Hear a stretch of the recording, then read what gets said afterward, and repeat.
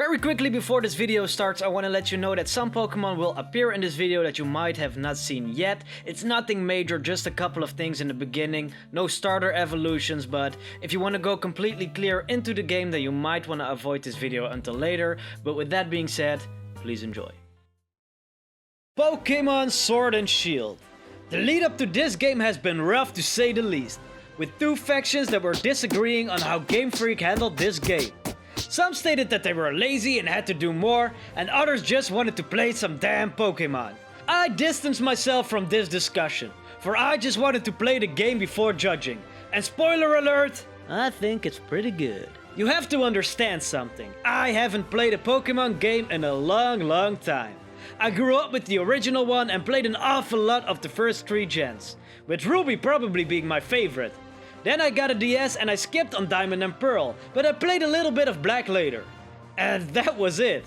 I really loved it as a kid, but I didn't have my interest as much as a teenager. I also missed out on all the 3DS ones, so my perspective for Sword and Shield was in some way unique. I was anticipating this game very much so, as I couldn't wait to get back to this world where I spent hundreds of hours in as a kid. It was a good time for me to go back, and I have to say, it was well worth the wait.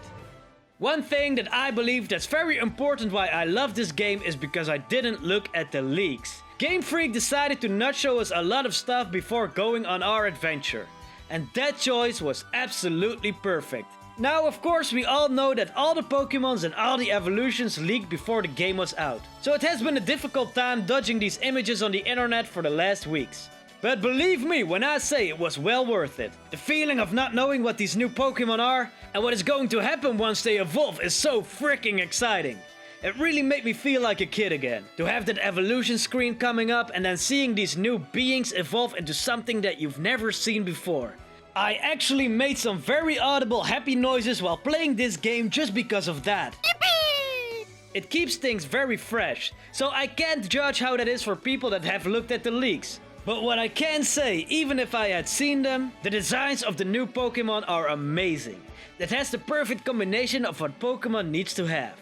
Some really badass ones, some that are absolutely adorable, and then you have your what the fuck Pokemon that can only make you smile. I mean, look at it! It's just a damn apple! Hey, Apple! The little cutscenes are also great. They give so much life to the world and the Pokemon itself. Like here in the opening where Grookey and Scorbunny have to console Sobble because he's being a little bitch. I mean because he's sad. I'm sorry, I'm just Grookey gang myself. Some of the area designs are also absolutely beautiful, and I just love the whole Galar region in general, with its highlight the Glimwood Forest and the town that follows after that. I won't show you the town itself so you can discover it for yourself. The way Pokemon pop up out of the grass is also so much better than just random encounters. Now you can decide for yourself which ones you want to battle and how you can do your best to avoid them if you would desire to do so. The only scary part is when they come after you, as they can be pretty fast, so you better run. Eee! The world area is pretty big, but thanks to your Rotom bike you can traverse it pretty quickly, which is also a big help. You can even upgrade your bike to make it even easier. And as always with Pokemon games, the NPC interactions can be amazing.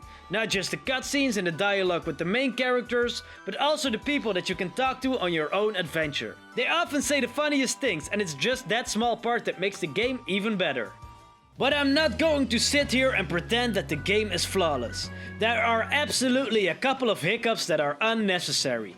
The game is so linear. With open world games doing so well in this time, and especially on Switch, it's really hard to understand why they had to do it this way. I mean, it doesn't even have to be a bad thing, but really, the game is just mostly a path that you have to follow. With little room for exploration, but still, it's very limited. You have the wild area of course, but you don't have to be there often. But it is fun to explore that on your own terms. I mean, a little bit of wiggle room could have gone a long way. The game also loves to take you by the hand, which is of course something that has been put in place for a younger audience. But I like to argue that what makes Nintendo games great is that they can be enjoyed on so many levels, which makes them perfect for a lot of people of all ages.